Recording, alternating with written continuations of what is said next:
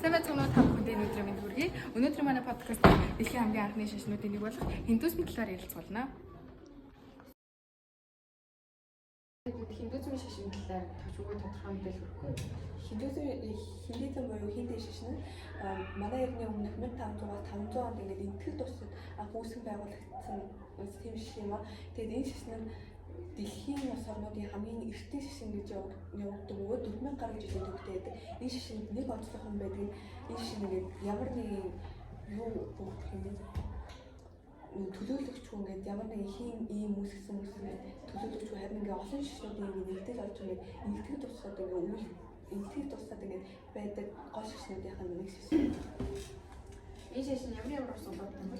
Энэ шашин дөрвөн том урсгалтай бөгөөд нэгдүгээр ихний урсгал нь болохоор вашнизм, хоёр том шавизм, гурав том нь болохоор шатнизм, дөрөвт нь болохоор смартизм гэдэг дөрвөн том урсгал байна. Хинди шашинд олон бурхан байдаг нь хүмүүсээ даашгүй. Тэгэхээр хинди шашинд нэгдүгээр олон нэгдэлтэд оршин өөрөөр хэлбэлтээс тайлбарладаг. Жишээлбэл юнши, шави, барахан гэх гурван ихэд хүндэтгэлдэг. Мөн вашнизм, шавизм, шактизм зэрэг урсгал бий.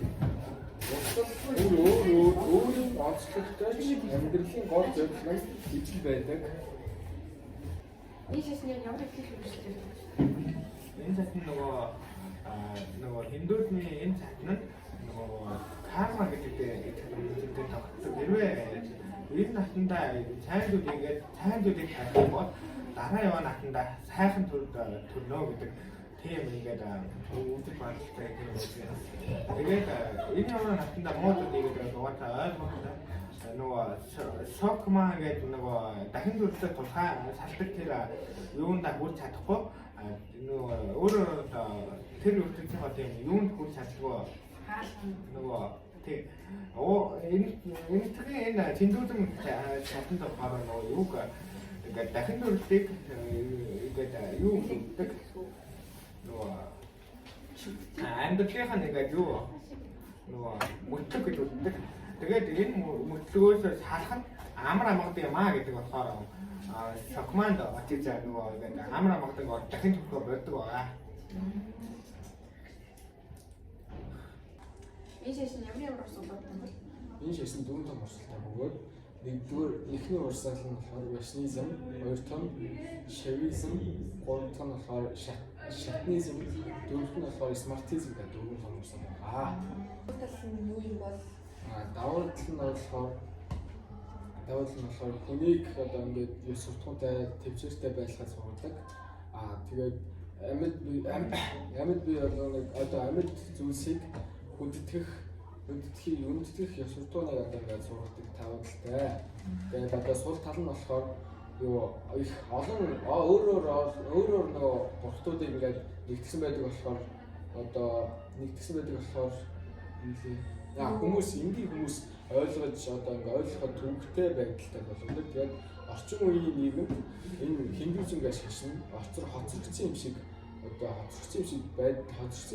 үзэл суртахуунтай болдог. Тэгээд эмэгтэйчүүдээс арай бага их мэдлэлтэй байлгадаг учраас хиндуизм шашныг одоо их хүмүүс таньж мэдхгүй, их хүмүүс дэлгэрүүлэхгүй байгаа. Гендрийн ялгаа гэсэн үг үү? Гендрийн ялгаа. хүмүүс ингээд эмэгтэй хүмүүс ингээд мэдээ харж болохгүй гэсэн талбар. Энэ шашинтай байна. Тэгээд бид бүхний хинду шашны талаар ярилцсан баярлалаа.